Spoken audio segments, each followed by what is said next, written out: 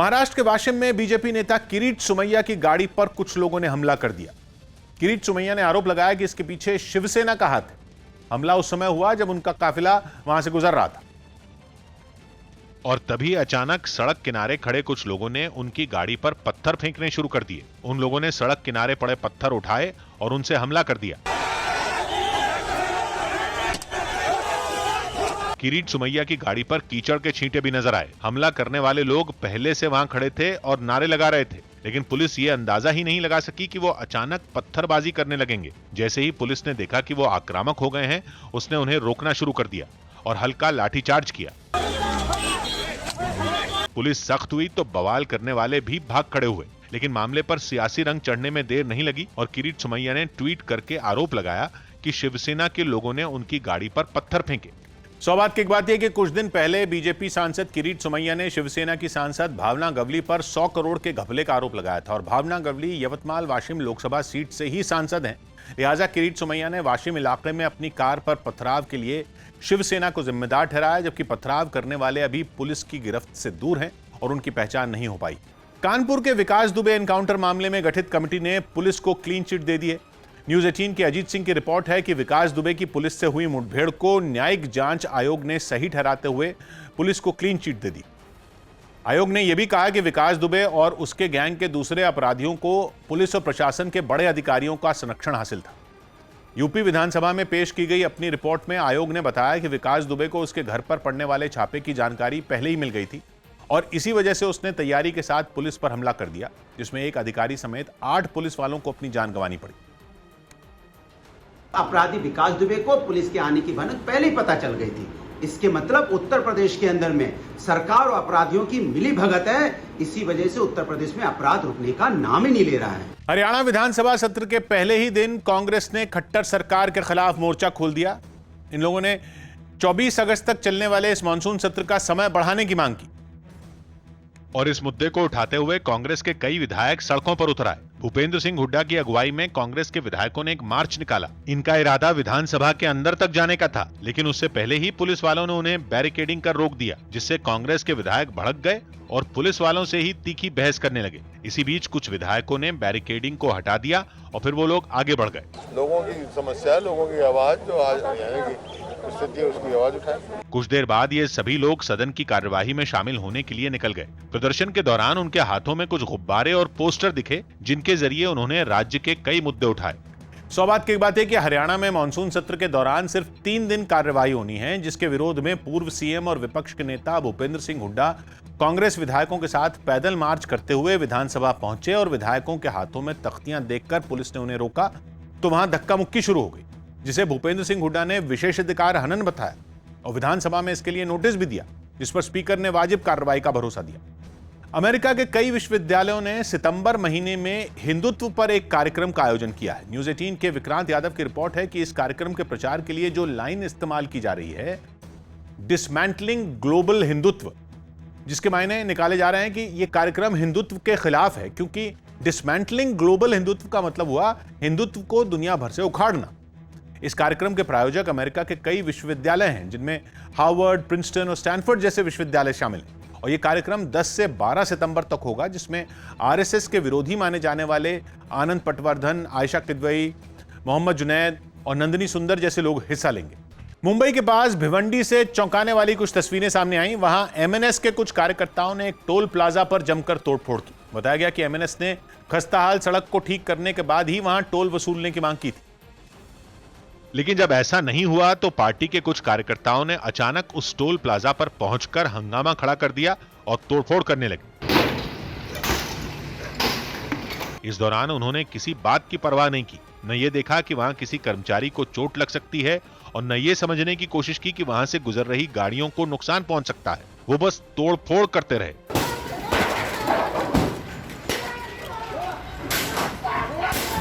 इससे पहले हाथों में एमएनएस का झंडा लेकर उन्होंने उस टोल प्लाजा को बंद करने के नारे लगाए। बताया गया कि तोड़फोड़ के बाद वहां से गुजरने वाली गाड़ियों से टोल लेना बंद कर दिया गया। सौभाग्य की बात है कि मुंबई के नजदीक भिवंडी के जिस रोड पर यह टोल प्लाजा है, वहां 2 दिन पहले एक हादसा हुआ था, जिसके लिए वहां के लोगों ने सड़क की खराब हालत को जिम्मेदार बताया और रास्ता जाम कर दिया, जिस पर सड़क की मरम्मत कराने का भरोसा दिया गया था। लेकिन सड़क ठीक नहीं हुई तो राज ठाकरे की पार्टी एमएनएस के कार्यकर्ताओं ने वहां तोड़फोड़ की और सड़क की मरम्मत के बिना टोल प्लाजा को नहीं खुलने देने की धमकी भी दी। सोनिया गांधी ने 2024 के लोकसभा चुनाव की तैयारी शुरू कर दी और 19 विपक्षी पार्टियों के नेताओं के साथ बैठक की। न्यूज 18 के अरुण सिंह की रिपोर्ट है कि सोनिया गांधी ने बैठक में शामिल हुई विपक्षी पार्टियों से अपील की कि वो आपसी मतभेद भूलकर बीजेपी के खिलाफ एकजुट हो जाए। उन्होंने कहा कि विपक्ष का लक्ष्य 2024 होना चाहिए, जिसके लिए सभी को मिलकर रणनीति बनानी होगी। इस बैठक में 19 विपक्षी पार्टियां शामिल हुई, लेकिन बीएसपी, समाजवादी पार्टी और आम आदमी पार्टी ने बैठक से दूरी बना ली। कहा जा रहा है कि बैठक में शामिल होने के लिए आम आदमी पार्टी को न्योता ही नहीं दिया गया था। खबर है कि कांग्रेस का मानना है कि बीएसपी ऐसे किसी कार्यक्रम में नहीं आती है, इसलिए वो इस बैठक में भी नहीं है। लेकिन बैठक से समाजवादी पार्टी की दूरी ने उसे हैरान किया, क्योंकि राहुल के घर ब्रेकफास्ट बैठक में उसके नेता शामिल हुए थे। मध्य प्रदेश के इंदौर में एनएसजी के जवानों ने आतंकवादियों से निपटने के लिए मॉक ड्रिल की। यह ड्रिल वहां के एक बड़े होटल में की गई, जिसमें एनएसजी ने आतंकी हमले की सूरत में जवाबी कार्रवाई की तैयारियां परखी और इस तरह के हमले को नाकाम करने का अभ्यास किया। इस मॉक ड्रिल की तस्वीरें भी सामने आईं, जिसमें एनएसजी के जवान होटल के बाहर मोर्चा संभाले नजर आए। इस बीच होटल में कुछ आतंकियों के मौजूद होने का सीन तैयार किया गया और इन जवानों को उन्हें ढूंढने और उनके कब्जे से लोगों को सही सलामत छुड़ाने की जिम्मेदारी सौंपी गई। अभ्यास के दौरान यह हथियारबंद जवान तेजी से ऊपर की तरफ बढ़े और जल्द ही लक्ष्य के करीब पहुंच गए। ये कमांडो होटल के एक एक कमरे की तलाशी लेते नजर आए। इन जवानों ने आतंकियों को पकड़कर उनके कब्जे से बंदूकों को छुड़वाने का भी अभ्यास किया। इनकी कैपेसिटी बिल्डिंग करें ताकि किसी भी ऐसी स्थिति जब सच्चाई में सामने आए तो हमारा उस स्थिति को निपटने के लिए रिस्पॉन्स अच्छी तरीके से और कोऑर्डिनेटेड। एनएसजी की ये मॉक ड्रिल इंदौर में 3 जगहों पर की गई, जिसमें आतंकी हमले से निपटने की तैयारियां परखी गईं। सौभाग्य की बात यह कि मुंबई के 26/11 जैसे आतंकी हमला देश के किसी भी बड़े शहर में हो सकता है और उसी से निपटने की तैयारी के लिए एनएसजी के कमांडो ने इंदौर के एक बड़े होटल में मॉक ड्रिल की, जिसका मकसद वहां की पुलिस को ट्रेनिंग देना भी था, जिसके लिए एनएसजी के कमांडो ने इंदौर पुलिस की स्पेशल टीम के साथ मीटिंग भी की थी, ताकि उन्हें समझाया जा सके कि आतंकी हमलों के खिलाफ अभियान में पुलिस और एनएसजी कमांडो के बीच तालमेल कैसा होना चाहिए। केंद्र सरकार ने जायडस कैडिला कंपनी की 3 डोज वाली वैक्सीन को मंजूरी दे दी, जो 12 साल से ऊपर की उम्र वालों को भी दी जा सकती है। न्यूज 18 के रवि सिंह की रिपोर्ट है कि जायडस कैडिला की वैक्सीन को मंजूरी मिलने के साथ अब कोरोना के खिलाफ चल रहे वैक्सीनेशन अभियान में एक और वैक्सीन जुड़ गई। बताया गया कि जायडस कैडिला ने आखिरी चरण में करीब 28 लोगों पर वैक्सीन का ट्रायल किया था और उस ट्रायल के डेटा के आधार पर 1 जुलाई को वैक्सीन के इस्तेमाल की मंजूरी के लिए आवेदन किया गया था। अभी तक देश में जितनी भी वैक्सीन दी जा रही हैं वो 2 डोज वाली हैं, लेकिन ये भारत में पहली वैक्सीन होगी जिसकी 3 डोज लगवानी पड़ेंगी। सबसे बड़ी बात यह कि ये टीका 12 साल से ऊपर की उम्र वालों को भी लगाया जा सकता है। उत्तराखंड के चमोली में 4 धाम यात्रा शुरू करने की मांग पर कांग्रेस कार्यकर्ताओं ने जमकर प्रदर्शन किया। वहां पिछले कई दिनों से 4 धाम यात्रा फिर से शुरू करने की मांग की जा रही है, जिसका समर्थन करते हुए कांग्रेस कार्यकर्ताओं ने मार्च निकाला और हाईवे पर चलते हुए बद्रीनाथ धाम की तरफ बढ़ने लगे। लेकिन मंदिर पहुंचने से पहले ही उन्हें रोक दिया गया। रोके जाने से प्रदर्शनकारी भड़क गए और उन्होंने वहीं पर नारेबाजी शुरू कर दी। ये कार्यकर्ता आगे जाने के लिए अड़े रहे, लेकिन पुलिस ने उन्हें नहीं बढ़ने दिया। इस दौरान पुलिस और प्रदर्शनकारियों के बीच तीखी बहस भी हुई। सौभाग्य की बात है कि उत्तराखंड में 4 धाम यात्रा पर हाई कोर्ट ने रोक लगाई थी, जिसके खिलाफ उत्तराखंड सरकार की अपील पर सुप्रीम कोर्ट से अभी कोई फैसला नहीं आया है, जबकि उत्तराखंड के सामाजिक, धार्मिक और कारोबारी संगठन 4 धाम यात्रा शुरू करने का दबाव बनाए हुए हैं, जिसमें अब कांग्रेस भी शामिल हो गई और पूर्व मंत्री राजेंद्र भंडारी ने रोक के बावजूद केदारनाथ जाने की कोशिश की, जिन्हें पुलिस ने रोक दिया। दुनिया की सबसे बड़ी और सबसे ताकतवर सेना बनाने में जुटे चीन को बड़ा झटका लगा है। न्यूज 18 के संदीप बोल की रिपोर्ट है कि चीन की सेना में जाने से वहां के युवाओं का मोह भंग हो गया और खबर है कि इस समस्या से निपटने के लिए चीनी सेना ने भर्ती के लिए तय मानकों को भी घटा दिया है।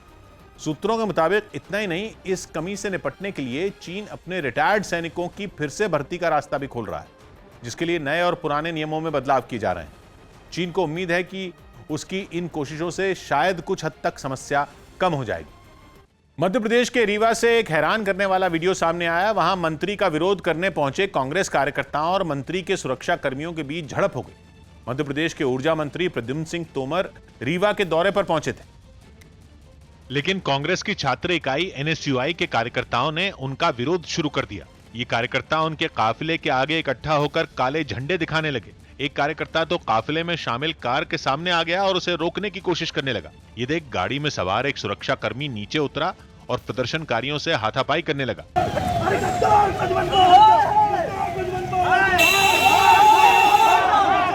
इसके बाद तो दूसरे कार्यकर्ता भी वहां इकट्ठा हो गए। बवाल बढ़ता देख काफिले के साथ चल रहे सुरक्षा कर्मी नीचे उतर आए और उन्होंने कार्यकर्ताओं की पिटाई शुरू कर दी। धक्का मुक्की में एक प्रदर्शनकारी तो नीचे गिर पड़ा। बाद में मंत्री भी अपने काफिले के साथ आगे निकल गए। खबर है कि इस झड़प में एनएसयूआई के कुछ कार्यकर्ताओं को चोटें भी आईं। सौभाग्य की एक बात है कि रीवा जिले में बिजली कटौती पर इस साल कई बार बवाल हो चुका है और वहां 2 महीने पहले कांग्रेस ने सवाल उठाया था कि जब बिजली नहीं आती तो लोगों से बिल क्यों लिया जाता है, जिसके लिए जिला योजना समिति की बैठक में विधायकों ने प्रभारी मंत्री को भी घेरा था और रीवा में मध्य प्रदेश के बिजली मंत्री पहुंचे तो कांग्रेस से जुड़े छात्र संगठन एनएसयूआई को फिर बिजली कटौती का मुद्दा गरमाने का मौका मिल गया। मध्य प्रदेश के दमोह में चमकदार पत्थरों की खुदाई के लिए लोगों में होड़ मच गई। बताया गया कि 15 दिन पहले एक किसान को खुदाई करते वक्त एक चमकीला पत्थर मिला था जिसे कारोबारी ने अच्छी कीमत देकर खरीद लिया, जिसके बाद उस जगह पर चमकीले पत्थरों की खुदाई के लिए लोगों में होड़ सी मच गई। सामने आई एक तस्वीर में कई लोग खेत में मिट्टी की खुदाई करते दिखे। कोई फावड़े से तो कोई अपने हाथों से उन चमकदार पत्थरों की तलाश में जी जान से जुटा दिखा। इस दौरान 2 से 3 फीट गहरी खुदाई के बाद एक आदमी को एक चमकीला पत्थर मिला जिसे वो हाथ पर रखकर साफ करता नजर आया। दावा किया गया कि इसी तरह के पत्थर वहां लोगों को मिल रहे हैं और उनके अच्छे दाम भी दिए जा रहे हैं। 5,000 10,000 तक कीमत लगाई जाती है और यहाँ खरीदने के लिए लोग बाहर से गाड़ियों से आते हैं। बताया गया कि सिर्फ दमोह ही नहीं बल्कि आसपास के जिलों से भी लोग महंगे पत्थरों की तलाश में वहां पहुंच रहे हैं।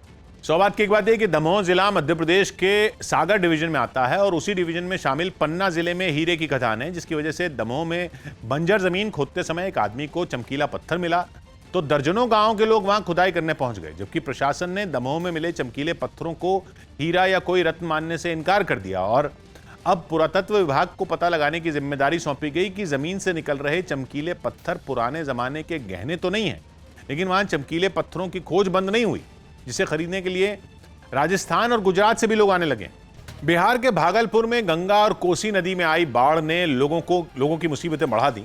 बारिश की वजह से वहां बहने वाली ये दोनों नदियां उफान पर है और उनका पानी रिहायशी इलाके में घुसकर तबाही मचा रहा है। वहां से बाढ़ और बर्बादी की कुछ तस्वीरें भी सामने आई जिनमें हर तरफ पानी ही पानी भरा दिखाई दिया। बाढ़ के पानी में कई मकानों की निचली मंजिलें पूरी तरह डूब गईं।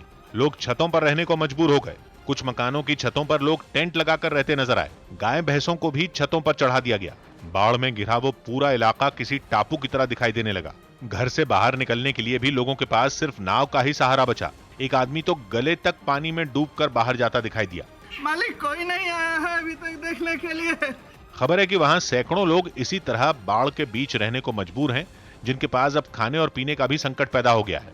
सौभाग्य की एक बात है कि बिहार में बाढ़ का हाल देखकर ऐसा लगता है कि नदियां गांवों में घुस गई हैं, जबकि हुआ इसका उल्टा है और गांव अब नदियों में बस गए हैं, क्योंकि आजादी के बाद से बिहार की आबादी करीब 4 गुना बढ़ी है। इसलिए लोगों के घर से नदियों की दूरी कम हुई तो घरों को तो नदियों के उफान में डूबना ही था। दिल्ली के समयपुर बादली में बीच सड़क पर लोगों से बदसलूकी करने वाले दिल्ली पुलिस के एक कांस्टेबल को सस्पेंड कर दिया गया। आरोप है कि नशे में धुत उस पुलिसकर्मी ने पहले ट्रैफिक नियम तोड़े और जब दूसरों को इससे परेशानी हुई तो वो उनसे उलझ गया, जो कि सामने आई तस्वीरों में भी साफ दिखा। सड़क के दूसरी तरफ लंबा जाम लगा था जिसे एक दमकल कर्मी ने खुलवाने की कोशिश की। तभी छुट्टी पर चल रहा आरोपी पुलिस वाला उसके पास पहुंचा और धक्का मुक्की शुरू कर दी। इससे पहले उसकी गाड़ी के आसपास कई लोग जमा दिखाई दिए और उसी भीड़ के बीच कुछ दमकल कर्मी भी वहां दिखे, जिनकी काफी देर तक उस पुलिस वाले से बहस होती रही। वो उनकी बात सुनने को तैयार नजर ही नहीं आया। उसने वहां जुटे लोगों को डराने के लिए अपनी गाड़ी से डंडा भी निकाल लिया। इस बीच कुछ पुलिस वाले वहां पहुंच गए, जिन्होंने उसे समझाने की भी कोशिश की, लेकिन वो कहां मानने वाला था। उसने काफी देर तक हंगामा जारी रखा। बाद में समयपुर बादली थाने में तैनात इस पुलिस कांस्टेबल को सरकारी काम में बाधा डालने और ट्रैफिक नियम तोड़ने के आरोप में सस्पेंड कर दिया गया। सौभाग्य की एक बात है कि गलत दिशा में गाड़ी चलाने के लिए वर्दी का नशा ही काफी था, जबकि दिल्ली पुलिस का ये कांस्टेबल तो शराब के नशे में भी बताया गया, जो ट्रैफिक जैम के साथ साथ सड़क पर बड़े हादसे की वजह भी बन सकता था। लेकिन अपनी गलती सुधारने के बजाय वो समझाने गए दमकल कर्मी से ही उलझ पड़ा, जिसके खिलाफ अब उसी थाने में गंभीर धाराओं में केस दर्ज हो गया जहां वो तैनात था।